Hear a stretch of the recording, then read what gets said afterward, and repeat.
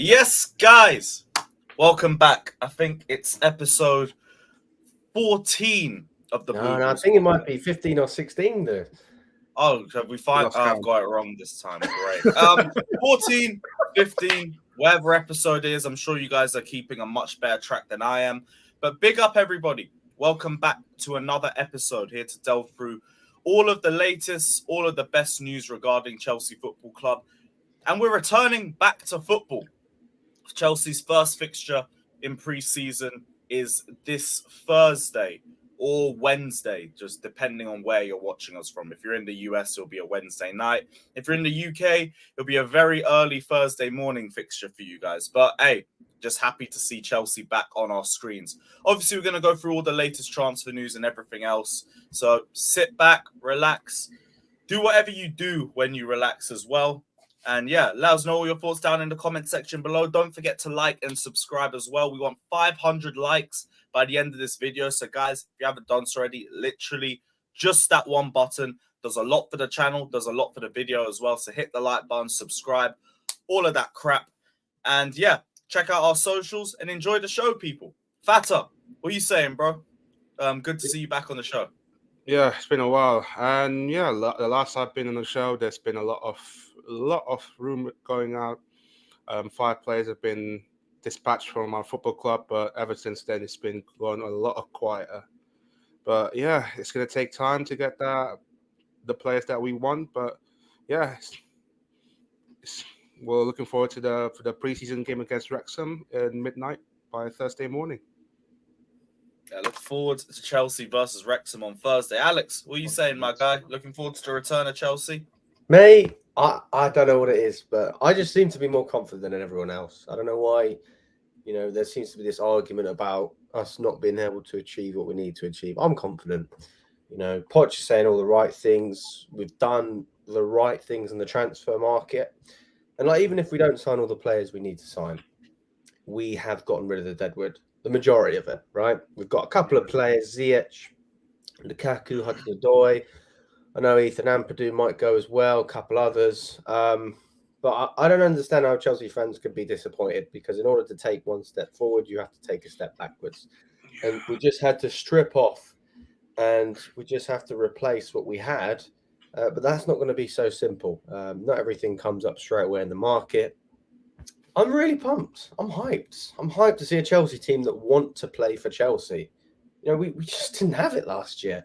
And even under Tuchel, when he was manager, I mean, you've got to give him credit, because I think his rotation was great. The way he still utilised players like Pulisic and Ziyech when they did play. A lot of the time we would get some good performances from them. We just never got that last season. So, look, if you don't have a manager that's good enough to rotate them, and they don't want to be here either, then you're going to get nothing. So we've got a manager who's finally building the blocks for hopefully what is a long-term project, which I believe will be over 5 years. And I hope it is, because we need to go in a new direction. I like what Bowley's doing. I really do. And I think that he deserved a lot of the criticism that he had last season. But if he comes back and we manage to bounce back from 12th into Champions League football straight away, you've got to take your hat off to him. And I think other teams, even though, they are laughing at us, and they have been laughing at us, they're also looking at us and thinking, well, Chelsea still might have something, We've made some good very signings. Unpredictable. Yeah, we've made some good signings that we just haven't been able to see the full potential of. But it's very difficult to bring the best out of a player if you don't have a good coach. Now we do. So really confident. And yeah, man, I'm that sort of, when you have the weekend and it's just free and you're like, what am I doing? I should be going up to Manchester on a away day or going to the bridge. But I just want that feeling to come back when I know what I'm going to do. Ben's fight yesterday felt like the first away day in weeks. Yes. Especially when you're in the little corner doing the Chelsea chances, you walked out and everything. That was unbelievable. Yeah. But just before I go to Kev, who's disappointed with the window right now? That's what I want to know, because that surprised me. I was just about to touch up on that. I'm pissed off with it, man. I said to Alex yesterday. Okay, forget. Let's get into it. I'm really frustrated at the moment with what's going on. We've got rid of all our elite midfielders. our leaders, our class Champions League winning squad, and who are we replacing with? There's no one coming in right now. That it's Caicedo has been linked to us for the last 6 months. We obviously know the deal's going to get over the line, but all we're doing right now is being linked to that one player. Where's the rest of the players coming in? We need probably 2 midfielders. We need another striker. We need a bit more cover, probably on the wings. Where's these players coming from? All I seem to be seeing and hearing is us getting linked to youth players and young players from Brazil and Colombia and wherever they're coming from at the moment. I want us to bring in some top class players we can challenge. Right now, I don't believe we're going to finish in the top 4 as it is right now. Even if we get Caicedo, I don't think top 4 is going to be reachable for us. I think we're probably top 6, top 7 right now. I agree with that, Kev. I do agree with that. But do you not think we're going to sign other players? Yeah. Because when I say we're going to get top 4, I'm not going on what we have now. I'm going on what I think we're going to have. Because I don't think we're just going to stop there with Caicedo. I think we're going to sign a couple more players, even if they're not top elite players. Even just a rotational player like Zaccaria, what we had last season, just to make up the numbers. But we've got to remember these are still players that want to play for Chelsea. That's the big difference for me. So I do think that with the current squad, it's not good enough. But we're only a couple players away from where we need to be in terms of. What I can say disappointing is this Lukaku situation. Obviously, he snaked into Milan. They're not interested in him now, and he's been taken to go to Juventus. Vlahovic is a striker that we all agree that do a number for us and do a good job for us. Why ain't we going to Juventus and saying, here's 25 million plus Lukaku? And obviously now with that Fabrizio Romano saying that we don't want him. So what other strikers are we going to go for? Because here's the thing: we've given. If we got Vlahovic, the only thing I would say is I don't get us signing Jackson then. Because if we signed him to at least see if he can lead the line. We haven't even seen him in a 90-minute game yet. To even be able to have an idea of like what sort of player he would be for us or how far he is in terms of development and all of that. Right now, from what I've heard, the idea is we go for Caicedo, we look for another 10, and then if we need to go for a striker in pre-season, get asked a lot of questions of our strikers, then we go in for a number 9. And I don't mind that. Like, if Jackson has a good enough pre-season, I'm happy for him to lead the line for at least the next year or even 6 months. Because honestly, to me, I think the striker market right now is very questionable. Whereas in a year's time, a lot more players are a lot more available. Like Tony's got a year left on his contract by then, and he's back off the ban. Harry Kane's going to be on a full contract. Osimhen has 1 year left on his deal, and I actually think Napoli would negotiate at that point. Right now, the options are Lautaro Martinez, who can't lead the line by himself. He can only play as a 2. Vlahovic, who has a lot more questions on him now because of the Juventus spell, which I think is a little bit unfair because of Allegri's style of play, but it is still there. Who else is the other one? I think it was just them 2 that we've been like seriously linked with the last few weeks. So for me right now, the market ain't great. I would rather us wait until we have someone that we're assured on, as opposed to getting a striker now. They potentially flop, and then we're looking for another number 9 next season. May I ask, like, how old is this Jackson? Just out of curiosity. 23, isn't he? Yeah, he's like 22, 23. 23. Like, he was statistically the most clinical striker in La Liga last season. But he got 10 in his last 11 games and didn't really do much in the period before that. So it is still a little bit questionable. But exactly. we spent how many years looking at the likes of Brighton pull out talent after talent after talent and say, why can't we do this? The thing is, though, he's the only out-and-out striker we've got, though, right now. Because Brower, for me, is not an out-and-out striker. I think he's a left or a right forward. I think he just plays off a striker. So what happens when this Jackson gets injured? We can't depend on Brower to get us the goals. So I can't see us between Brower and Jackson at the moment. I can't see him getting 15 goals, seeing him. And that's embarrassing to say that, again, when you're spending how much money and we've got no out-and-out top-class striker. So Vlahovic fits that bulk. When he was at Fiorentina, he scored a lot of goals. I think he scored a max of 30 goals in an average team. Obviously, it's the Italian league, a lot slower, a lot less physical, but still, he's got the quality for me that I don't think Jackson's got or Broge has got, and that's what the kind of striker we need to go for. It's either that, or we can wait another 6 months and get Tony in, because Tony's going to be, coming off his ban. But if that was the idea, would you be as annoyed? Because I saw one report say that, only one report, so I don't know how long to go off it. But if that's the option, I'm happy with that.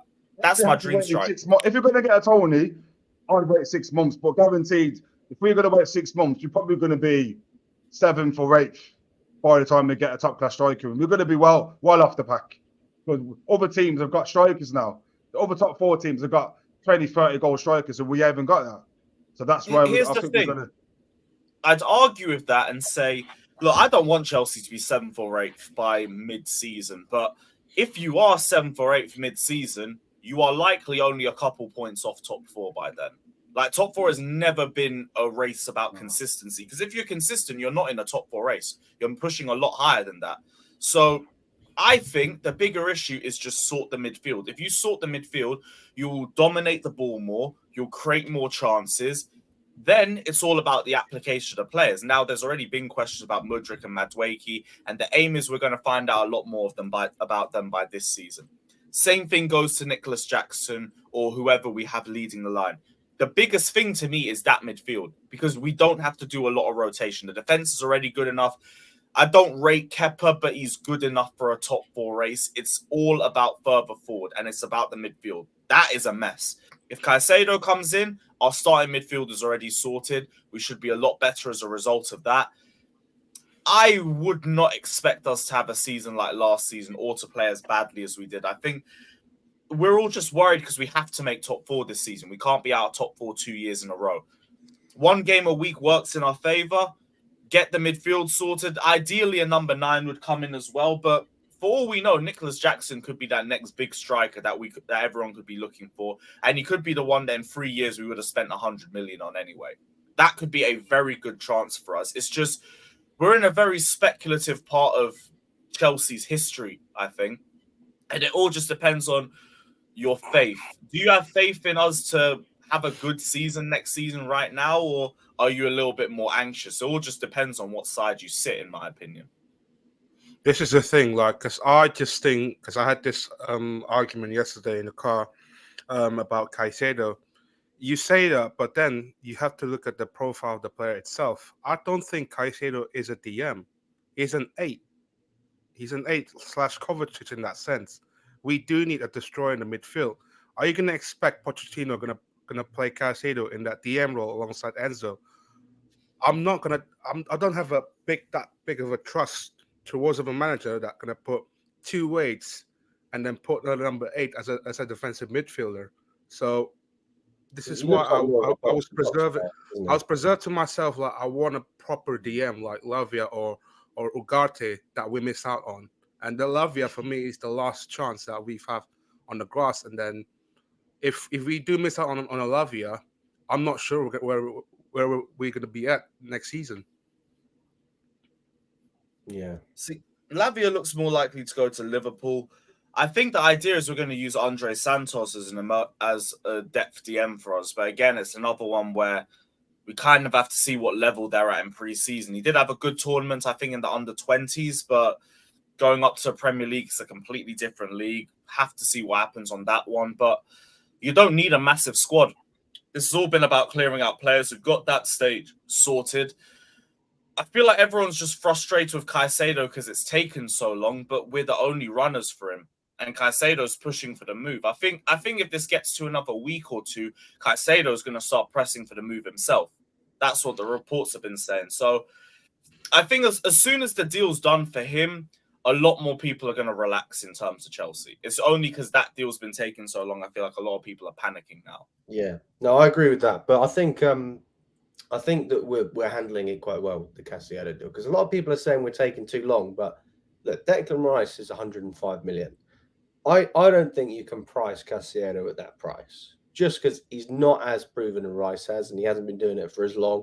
And I would probably argue that Rice is a better player in terms of the fact that he can score more goals. I think that's probably the one thing that separates him and Caicedo. I think defensively, in terms of interceptions, being able to run up and down the pitch, and just being able to do a job. I think Caicedo's right up there with him, but he hasn't got that goal scoring threat that Rice has. So I think really, if you're looking at anywhere more than 90 million, if I'm Chelsea, I don't pay it.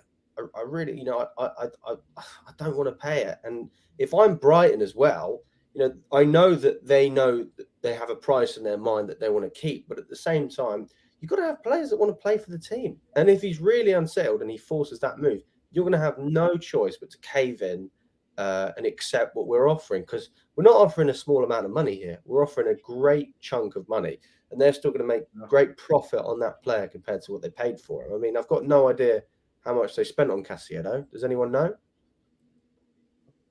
I think who did they get him from? It was something very small. Let me check. Who did they buy him from? 65 plus 5, I think. Plus 5 in the add-ons. So that was the bid that we submitted, but I'm just wondering how much Brighton 5 million euros to go to Brighton from Beershot.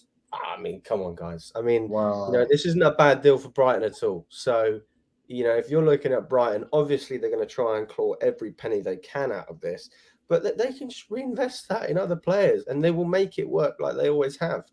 And judging them on the way that team is now, they're more attractive. So, it's not going to be as hard for them to pick up those talents as it was prior to getting European football. So you can't tell me that Brighton are getting a bad deal out of this, even if it is 70 million quid.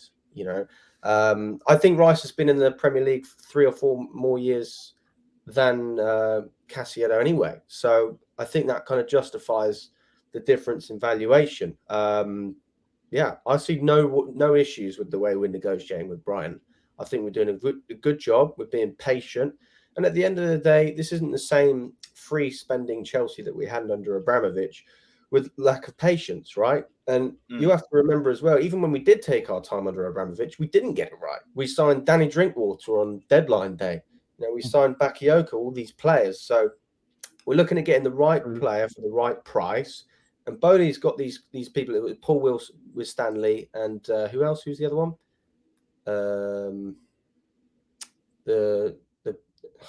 The people who and Joe Shields, yeah. So they're going to be negotiating together, and they know what they're doing. So one thing that we should expect from these guys is they're going to try and keep a level of professionalism so that other teams, when we do negotiate them, they can't mess us around. Because let's be honest, Shakhtar, I mean, I'm not sure Mudrik's £100 million player. Same with Enzo, we paid over 100 million. So look, we're happy to spend money on top players, but where's the ceiling, right? So if you can get some sort of cap, then at least when you do go in for other players, even if it's like a £30 million player, if we're spending hundreds of millions on other players, then we're going to get pushed around on the smaller deals and it's all going to add up. So I think we're approaching the window very well. And I saw a tweet the other day. I think it was actually our Twitter. It was how many more players do people think that Chelsea are going to sign this window? And I wouldn't be surprised if it was more than sort of 2 or 3. But I think that's all we need as well. And I'm not saying they're even going to be starting players, but that is what we need. And with those 2 or 3 deals, let's get it right. So that we don't have to keep reinvesting. So I don't think there's any issue with the way we're negotiating. The thing is, like when you said the sign, I don't think we don't need to sign many players like the fans and the media want us to. I think for let's say the front line, we have 4 players. We have Nkunku, Sterling, Madueke, Mudryk, plus Nicholas Jackson in that sense. And then you got Enzo, Caicedo, possibly Caicedo, and also Gallagher, Chukwuemeka, and Santos. And we don't have any European football next season, and we will have plenty of time to recover and also maintain our fitness. And any backup signing will effectively, like, let's say we spend about 30 minimum for almost any player these days to play 400 minutes in a season. I don't think it'll be worth it. I'll be interested, let's say, for example, if we somehow keep Chukwuemeka in the team, but at the same time, you got to think like how much game time will he get? Let's say as a fifth choice attacking midfield behind Nkunku, and fourth choice behind the centre mid behind lots of Enzo and Caicedo in that sense. I just think he'll play 600 minutes maximum. And I think once we secure in that midfield position, the next step we're going to focus on is a goalkeeper, possibly centre forward as well. Nothing else. What, this window? Yeah. Fair enough. Yeah. Makes sense. The goalkeeping situation is confusing because everyone's saying that we're going to go with Kepa as the number one for next season, but I keep hearing talks about competition and strong competition, which makes me think we might actually look for a goalkeeper that's good enough to potentially take his spot. Mignon doesn't seem realistic. Onana's obviously going to United now. I feel like it would end up being maybe that Valencia goalkeeper, Marmadashvili, or maybe even Akil Navas on loan or potentially for transfer. I'm not sure what the situation is with PSG, but they want to get rid of him, and I'm thinking that's a very good short-term option for us. I don't mind Kepa for another season. As much as I think there's holes in his game, I think he's enough that you can get top four. He's done it for us twice in 2 seasons. I feel like you can do it again. But if there's another goalkeeper out there, please, because I feel like it would give us a lot more competition. It would stop Kepa from being complacent next season, which could even hinder his performances. And we also need to look long-term. Regardless of what happens, this needs to be Kepa's last season at Chelsea. The only reason why he's still here is because he's on 150k a week, and we just can't find any other club that's willing to take him on that amount. But I'm not too worried about the goalkeeping situation. To me, the bigger question is what's Nicholas Jackson going to be like? Because we're putting a lot of eggs into that basket. Mm-hmm. And I'm not against it because he deserves the opportunity for it. But if he's a little bit too raw for what we need right now, then we have to go out and we have to get a striker quickly. And I just hope Chelsea have a list ready on that regard, because we've had more than enough failures up front. We can't be rushing that last minute or just getting any other guy that doesn't fit the system or fit the profile. There needs to be a list ready. Vlahovic, I don't even know if he's going to be around. If we end up in that position, it might end up just being a Lautaro thing, which I'm not really here for. He gets 20 goals a season and everything, but he needs to be in the 2 for that. I've never seen him lead the line except for Argentina, and for Argentina, he was missing hella chances left, right, and centre. He can't be doing it by himself. Yeah, we've never really played that way either, so I can't see us changing. I don't think Poch really played that system either. So He normally plays 4-2-3-1 formation, isn't he? Like, I think last season was it the one that they went to the Champions League final. I think the one time I think he played 4-4-2 diamond, but other than that, it's been 4-2-3-1 formation. I just can't see it. I just can't see him changes that unless it's a rotation games like, let's say, in the fixture pile up in December. That's where I think he'll kind of want to change that those kind of setup. If you play one up top, you need a physical player anyway. And Lautaro Martinez, what is he? 5'8". He's more of a nimble. He's more of a centre forward, attacking midfielder, isn't he? Someone you play off a Tony or Jackson. So I we was talking about him a couple of weeks ago. I think he'd be more of a bargain for me. 12 million euros. That's more of a player. It's a low risk signing, and he does a very similar job to what Martinez can do. Martinez is going to cost you 50, 60 million easily, and he's not. I don't think he'll do a good job in the Prem.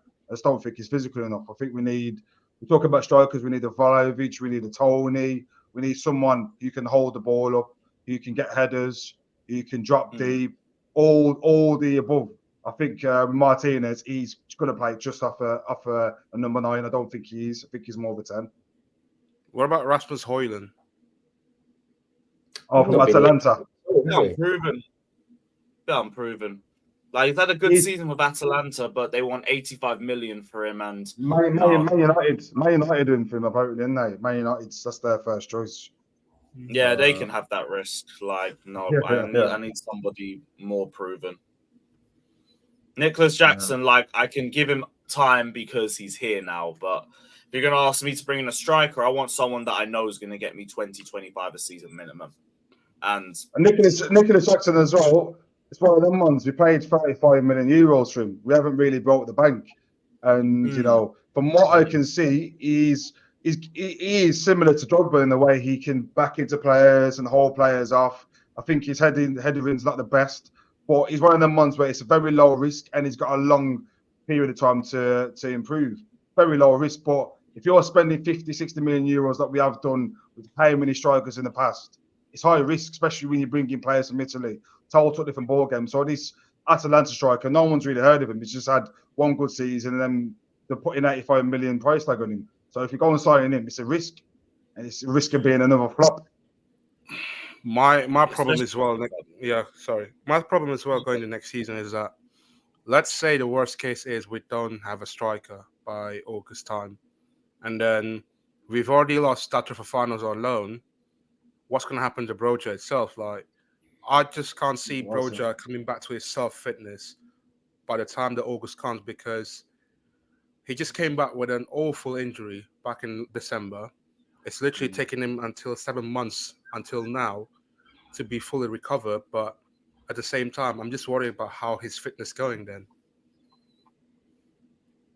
He's not an out-and-out striker anyway. Broja's not an out-and-out striker anyway. Like I said, me personally, he's more of a left forward. You play him just off a striker to the left or to the right. He's not going to give you that physical presence, like dropping deep for the ball. He never has done that. He's more of a pressing player. He's going to want to get in behind. So the pressure on Broja to come out, say if that Jackson gets injured, the pressure what's going to be on him to get goals is going to be massive. It's going to be too big for how old is he? Just turned 20 years old. He's young, inexperienced striker. So you can't put pressure on. Where are we going to get these goals? Off the ACL. There you go. I can see Haaland getting more goals than us this year again. Second year running. That's how deep it is. So if we're going 40 that, I can see him getting more goals than us again. At this point now, as we speak, Haaland will probably get more goals than us again this season.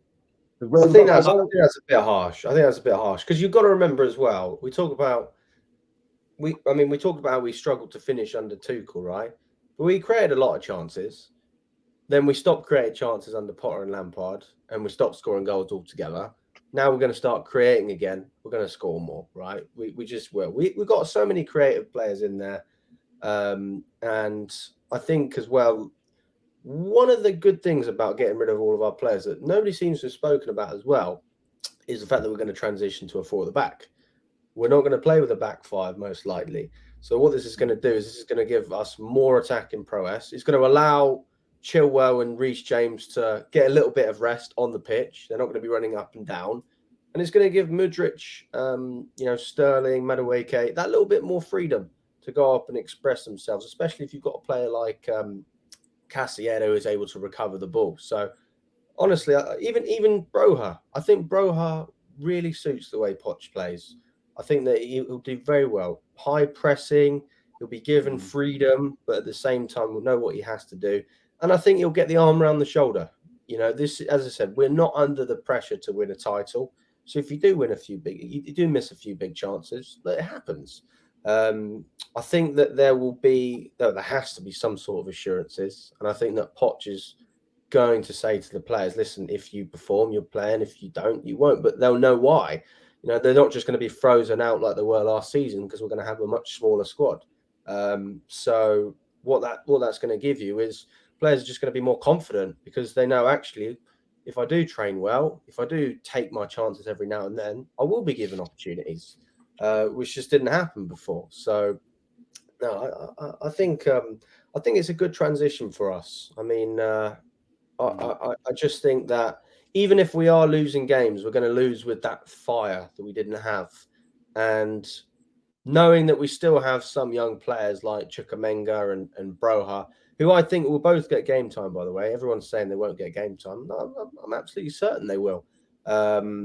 Even in the Premier League, there's times where you have to rotate because you can get 2-3 games in the space of 7 or 8 days sometimes. So we will see rotation. We'll see a change in style. And we've already seen a change in mentality because to be honest with you, And Kinku can also play as striker. I forgot to say that as well. So that's another covering striker. And I can actually say he's going to get at least 15 to 20 GAs next season. He can do a. So there you go. So So did you take that back for Haaland? Oh, come on, Kev. How many do you think Haaland's going to get? He's going to get 50, 60 again, isn't he? Easily. Mad, Easily. That is mad. You just have to hope he gets it, don't you? But Pep's so good at rotating. That's the problem. They can go win the league again for all I care. We're not going to come close to it. So I'd rather them just sit on the throne and stop any of our actual rivals doing it. But we'll make more chances. We'll be a lot more solid as a team. We'll actually have a cohesive system. So we're not going to play as bad football. It all depends on the application, because even last season, we had games where we made plenty of chances and we just couldn't finish our dinner to save our lives. That's what the bigger difference to me is. What is the application? What is the chance creation? What are those sorts of variables going to be like? And in the last year, we brought in the likes of Mudryk, Madueke, Enzo, Nicholas Jackson, potentially. The team will be in a much better space and will be a lot more dominant as a result. I actually feel like we will outscore Haaland this season. Thank the Lord. You say that, but I just think he needs a game time to develop, but might not be good enough to even warrant a starting spot. Let's say if we focus to buy a proper striker like Vlahovic. The problem is that you focusing on his development, that's a big gamble itself in the short-term process.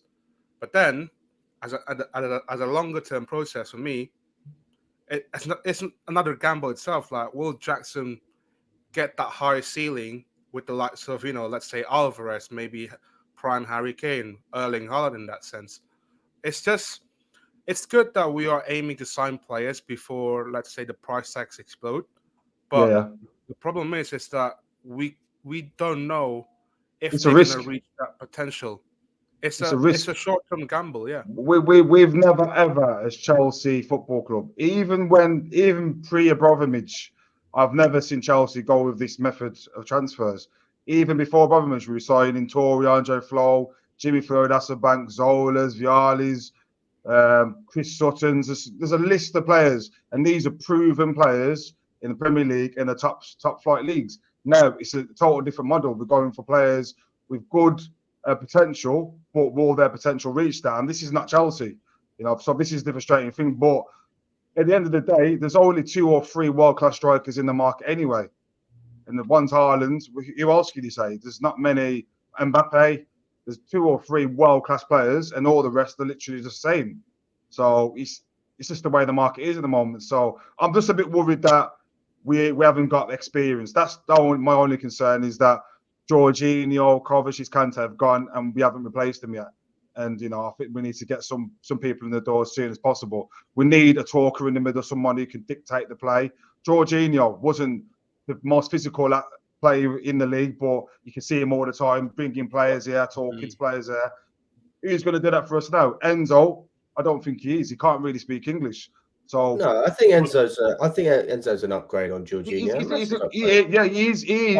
But ball playing wise, but leadership wise, he isn't, because he can't speak English. So who's going to be that player? Alex, it's just too much into the basket. You put too much into the basket into a young midfield to be that kind of a leader. It's just too much to ask. But you talk about experience. The guy's just won a World Cup. He knows how to play. Yeah, but he's playing in the World Cup. But I think they all speak the Spanish. They all, it's different. He's coming into England, different culture, different city, a lot of pressure on his shoulders. Yeah, and Argentinians, for historical reasons, also don't really like integrating into English culture as well. That was the case with Tevez, for example. Enzo's going to be, say, in 2 seasons' time, mate, his price tag will be matched. But what I'm trying to say is, you can't buy leadership. You can buy quality, but you can't. Jorginho, for me, was a leader. He was. He was. You see him all the time, pointing there, shouting there. And who's that going to be that player in the middle now? Is Chukwuemeka going to do that? No. But this is the thing, though. No. When there's no leaders in a group, a leader usually rises out of the pack. So I'm not really too worried about that. It's a young, inexperienced team, but I remember when I was learning about sport in college, they spoke about leadership traits and all this sort of stuff. And they said, like, when there's a new group of people, when there's a new group of individuals merged together, leaders eventually form out of the pack. And the same thing will happen in this one. I feel like Enzo has already showed leadership traits, and I feel like they'll only continue to develop. Reece James as well, I see a couple leadership traits in him. Fofana, I see Fofana as a potential leader for the future. Mudryk, I'd say he's got a good mentality, but I don't really see leadership qualities in him just yet. Maybe that's more of a question mark, but there are leaders in waiting, I think, already within the squad. There's just another question, a little bit of a change up. Who do you think is going to be the next captain? That'll be Reece James. James has to be James. James and Enzo for me, I think, are going to be the next two. Yeah. James, Enzo, Silva.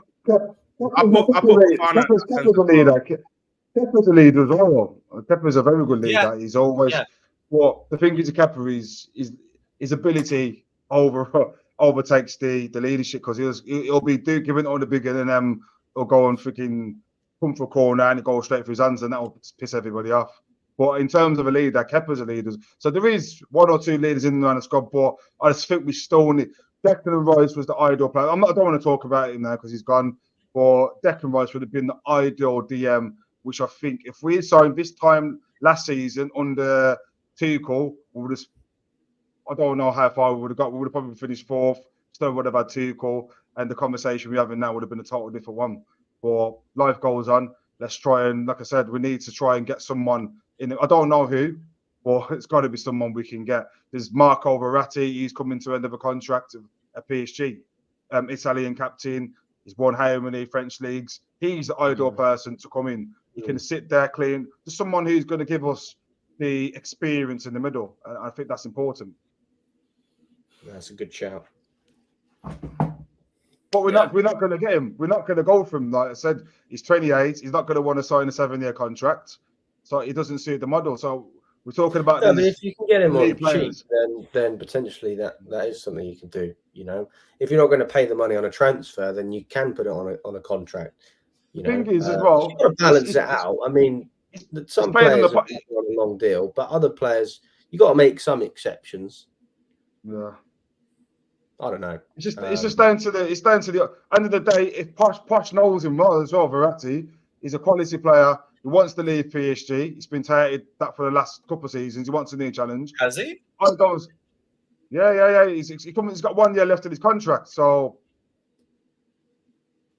I think he'd be the leader. If he had one, I thought way more clubs would be in for a player of his quality if he wanted to leave. What's his wage? That's probably one of the main. Oh mate, he's got to be on 350. I think it's more than 400k at least. Like, yeah, it's got to be on 350, 400k easily. So 238k a week. I'll take him all day. That's the kind of players. It's not even that bad. These are the kind of players that Chelsea should be going for instead of bringing in. We brought in enough youth players now. We need 2 or 3 experienced players through the core. So we've got Thiago Silva, Verratti, who know each other. Verratti knows Posh. Then we've got Vlahovic up front. So the spine of the team's experience. Then we can have the little 1 or 2 players off him that are inexperienced. But right now, the core of the team is not experienced. It's very inexperienced, and that's worrying for me. To be fair, boys, I've just had a look. Verratti's contract expires in 2026. So he ain't going nowhere. He just signed a new contract in 2022. Right. But yeah, no, I saw something about his agent coming out saying at PSG they make it very, very difficult for you to leave if they want you to stay. And we're going to find out with Mbappe, aren't we? We're going to find out.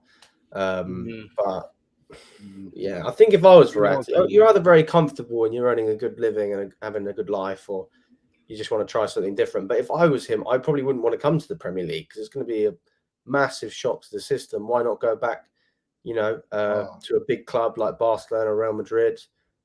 He's ball. I have no worries. Verratti's ball retention skills, the way he can dribble, his dribbling, his close control, his passing ability. He's very tenacious player as well. I have no worries that he'd come into that midfield and he'd boss it, absolutely boss it. So I don't think there'll be. But like I said, there's not many midfielders of his quality right now. But Who else? I've always just saw Verratti as an unrealistic move. I felt like if he wanted to go, he would have left Paris years ago, but he just settled. I do have another name in hand, and this might get Chelsea fans really, really rapturous. Tchouaméni. We're not going to get him, man. Why It might be a dream, him? but I can't lie. Why would he join us? The thing is, Alex, because we do need a DM. I just think in Real Madrid, I don't think I think did he fell out with Ancelotti in that sense, or I'm not sure. Yeah, but Ancelotti's going to get the Brazil job anyway. It's just not going to get the game time at Real Madrid. They've gone and signed Bellingham. They've give Cruz another 1 year. They've got Modric another year. They've got him. Yeah, but that's only one season, guys. You've got to remember that Ancelotti's going to take the Brazil job, so he's not going to be at Madrid much longer. Cruz is going to retire. Modric is going to retire. Alex, if we're serious, we're going to get.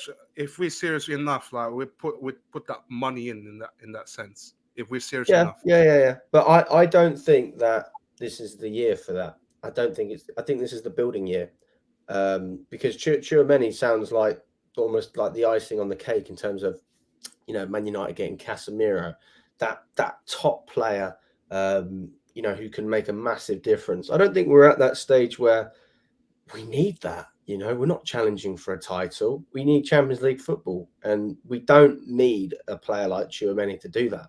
If Newcastle can do it with their squad, why can't we?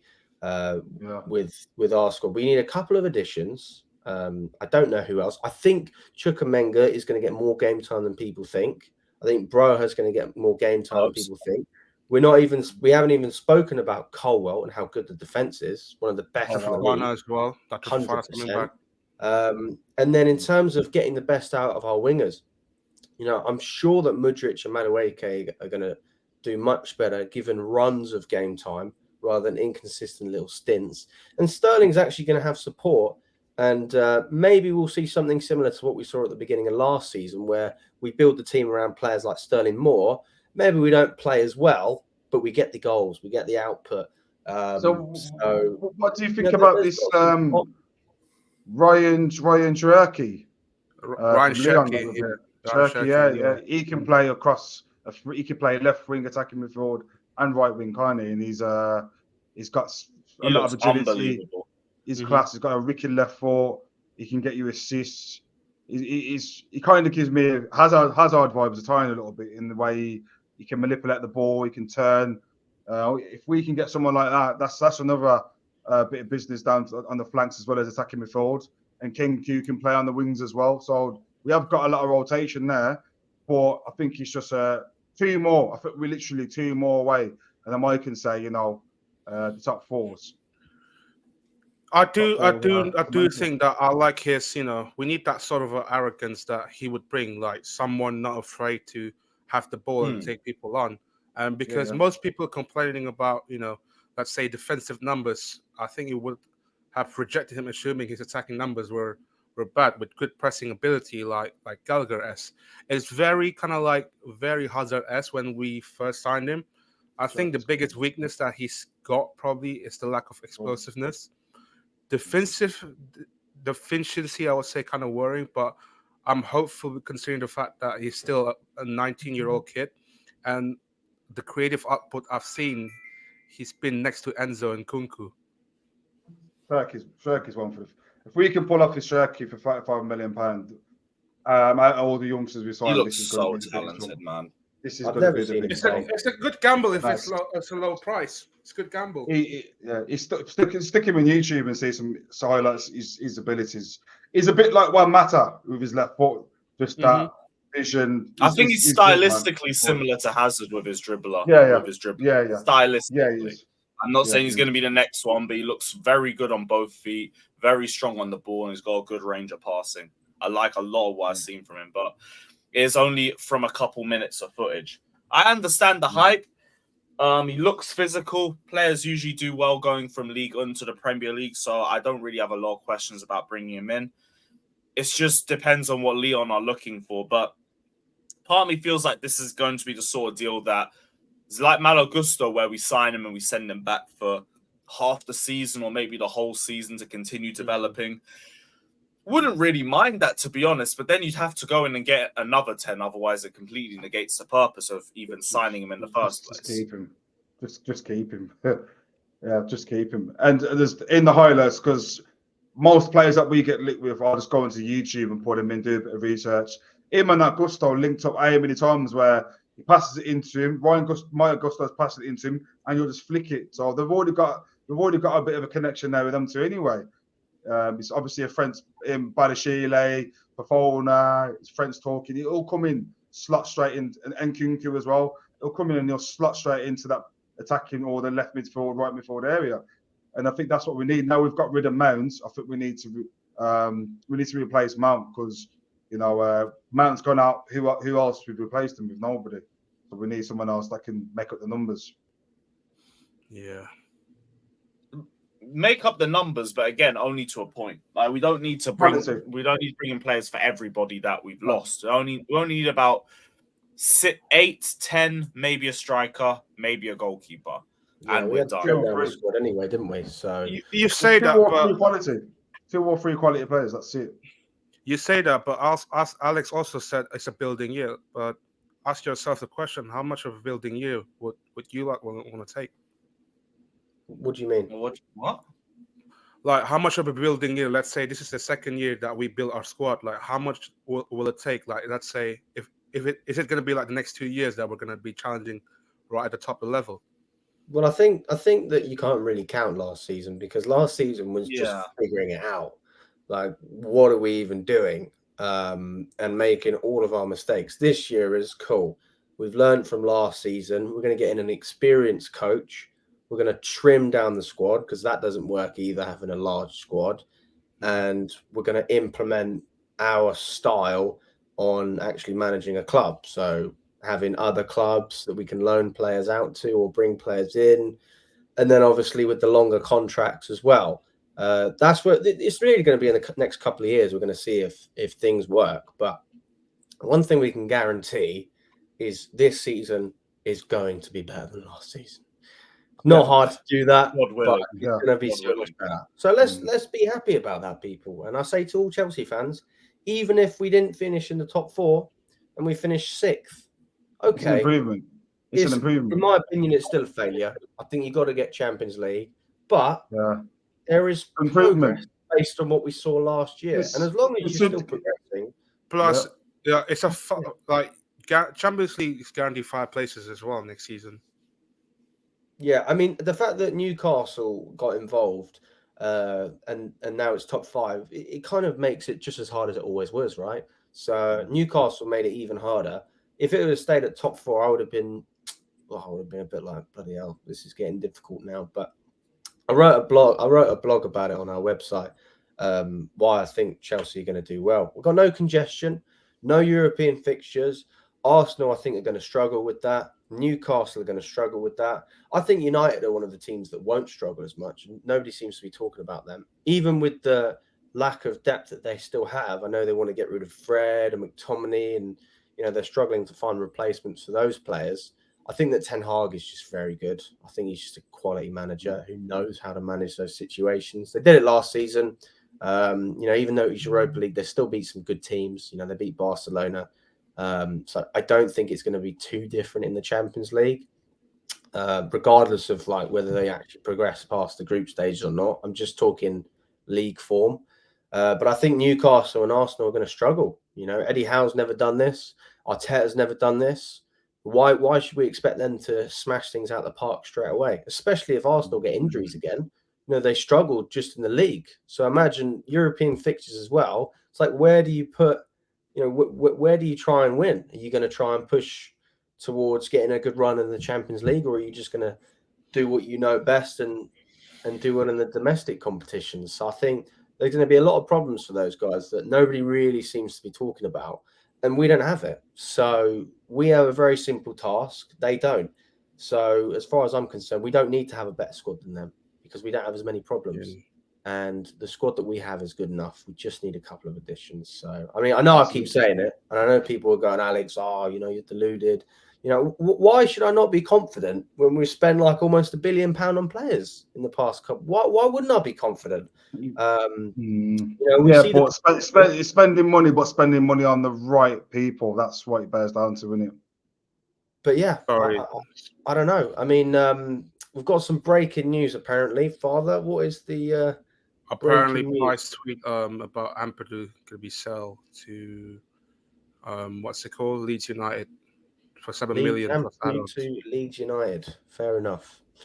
Oh, I was hoping that was going to be a Caicedo. Mate, you got me excited as well. You put breaking news. I got excited. I was thinking, Blythe, if it's a Caicedo thing, I'd expect him to be screaming or something. Because we've been waiting months for that. Ethan Ampadu has been deadwood for the longest, like for 4 years straight. He comes in pre-season, has a good pre-season, and that's it, and then back on the loan. So the last game I remember watching Ampadu was when we played Sheffield Wednesday at home. That was 2018. Yeah. Do you remember when Sarah was the manager? And I think he played at right back or something like that. Was it a CDM? I think it was DM. DM. Jorginho. And he looked just so average. He looked average. Yeah. So, you know what it is? He is a brilliant ball tacker, though. Brilliant ball tacker, but there's nothing special about him in other aspects. Yeah, he's just a mid-table player, Max in it. I think he'd do well in the Championship, though. I think it's a good signing for Leeds. Yeah, good. So, yeah. So that's another $7 million that we've got. Yep, another one bites the dust. Peace. I'd say best of luck, but you're going to Leeds. So, yeah, just enjoy your football. Yeah. Just enjoy your football and all of that. One other position that looks to have a lot of competition just before we wrap up. Left back. Pochettino's told Maatsen he's going to get a proper chance in pre-season. Cucurella's got interest from Newcastle and Atletico Madrid. Chilwell doesn't really have interest because he re-signed, but I've already said I've got my eye on Chilwell for next season. To me, left back is just an open position for anybody to grab. Our best left backs last season were Lewis Hall and Maatsen. So I don't know who's going to break into that one, but I'm very interested to see who makes that position their own, because right now Lewis Hall should be starting all those games. He looked good defensively, and going forward, he was our best left back by an absolute mile. He should have had about 5-6 assists that season alone. Who do you guys think is going to win the race for the left back position? Because I can't lie, nobody's really wowing me. So Cucurella, loan, the young, what's his name you just said? Maatsen. No. Pete Maatsen, loan the other one. Hall. Yeah, so Cucurella, loan Hall, Maatsen and Chilwell. Just give Maatsen a chance because I think he's more experienced. I think with Hall, load him out for a season and the next year bring him back, they'll do wonders. I think for the amount of game time he's going to get, I don't think it's going to justify keeping him when we've got another two. But Cucurella, I think we should get this. We've obviously bought him for 63 million. Just get him gone for 30. You know, take the loss. He's shit. He is. Why would we want to sell Cucurella in that sense? Why would we want to sell Cucurella? Because he's, like I said, he's shit. That's the holy word. That West Ham game, say no more, when he passed it back. We got the ball 3 times in a row. You say that, but you say that it's also same applies application for Kepa as well. Remember when we booed Kepa because he's been given and Chilwell. And this is the thing, like Cucurella had a terrible season, but I look at Chilwell and I was like, you are not much better. And I kind of expected a bit more because of injuries. Chilwell, it's just because of injuries. Chilwell on his day. First half of the season, I agree. But he came back after his second injury, was brilliant for a month, and then just fell off the cliff. And it's like, bro, you just are not consistent, man. You're not consistent. He had the problems he had the injury, but he had the problem with his dad as well. His dad passed away. And obviously his dad as well. So that could have been playing on his mind. There's other facts. That's fair. Yeah, you know what I mean? You say that, but also under the right circumstances, I just think he can be flourish. He just need a good environment. He might not be one of the top 3 players alongside Chilwell, maybe Reece James in that. His price tag is mainly not his fault. And off. You know what? For 170k a week, that's why. Let's say in the media says wants to fight for a place. It's same with Kepa. It comes down to money. I'm not asking them, let's say, please take a pay cut, and I'm asking the club to take the loss. It's not his fault that he's coming in for 65 M. In my opinion, he should be like around 40 M's. I hear it. There's a lot of choice in this one, but I feel like it's probably just going to end up with Paul and Maatsen on loan. Cucurella had more than enough opportunities to prove himself, and he was for it. I think I went to that Wolves game, and he was just so poor, man. I just thought, wow. He'd be the first one out the door at the 4 left backs. Obviously, Horney's more experience, so he'd get a loan. And Maatsen had a brilliant season at Burnley, so why not give him a chance to give Chilwell some competition? Yeah, at the end of it, it's just going to be them two anyway. Unless we get an offer for Cucurella, which is good enough, which I low-key would hope for. But we will see. We will see. Guys, it has been a really good episode, though. Episode 14 or 15, whatever one it is. Let us know in the comment section because I can't see it right now. But yeah, hope you guys enjoyed the show. Big up everybody just locked in. Hit the like button, subscribe, and all of that crap.